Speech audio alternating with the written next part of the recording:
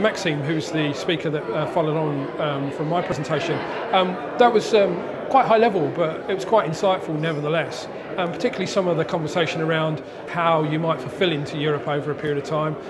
That was quite useful. I think also some of the things that he was talking about in terms of the way in which each country works legislatively different from each other country. I think these things are often missed, and that's where the real bear pits are, that you find yourself trading and before long you fall foul of consumers getting irate because you're not conforming to local law. So even though there is an EU, there is still a local interpretation and application of legislation, so that was useful. First, we all have the same understanding of the situation, which is quite relieving because okay, we have the same view, but everyone has his way of addressing the needs. In Boohoo, they spend a lot of time trying to understand, doing focus group, putting their customers on their focus group, etc. And that's something that people tend to ignore when it comes to consumer electronics, because we say the TV is a TV. Maybe when you want to buy a pair of jeans, you need to know exactly what kind of color, what kind of shape or whatever, but TV is a TV. And that's a mistake, because the people who buy the TV are not the same. The money that they cost don't represent the same thing for everyone. And so that's something sometimes we tend to lose in account. And even in my presentation, I say, yeah, we sell product first. It is, in fact, we sell product first. TV is a TV. But the guy who buys it is not the same. So you need to take this in account, and that will make the difference. Because there's just one Apple brand in the world. There's not that many brands that can say, okay, I'm selling you my products, and I don't care what you think about them because I'm selling you my product with my price, with my features, and that's it. And use them like they are.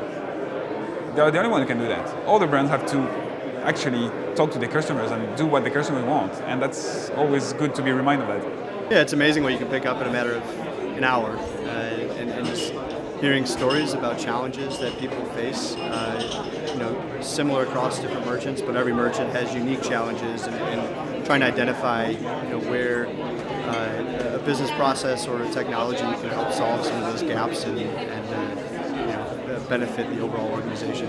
I currently work for Comet, but actually I'm moving to a company called Maplin, which you may well know.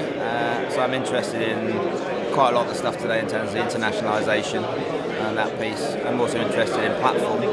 So very interested to see what Headley said about Magento and the benefits of Magento. So my remit is to go in, see what we've got, and kind of make it a lot better. So I'm going in with a bit of a blank sheet of paper. So today, quite useful to get a top-line view of exactly what the big things are, what's going on in e-commerce, and particularly in platform development. There's always little snippets you take away from these things. So I didn't know that, or there's a bit of new software that everyone's raving about. You didn't quite understand what it was, and certainly, like I said, the Magento piece for me is I don't know enough about it, and I'd like to get a little bit more clued up on what it means and what it can do for various retail businesses.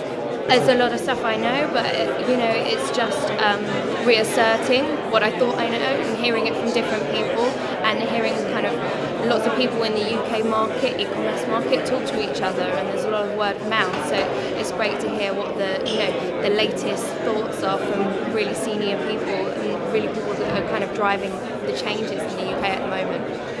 You learn a lot immediately from listening to people, but then a conversation starts and lots of new ideas and zeitgeist type thinking comes out. So I will take a lot away from that, because also to what I said just now, I feel a lot closer to what those retailers are thinking about now and what their challenges are and how we can help.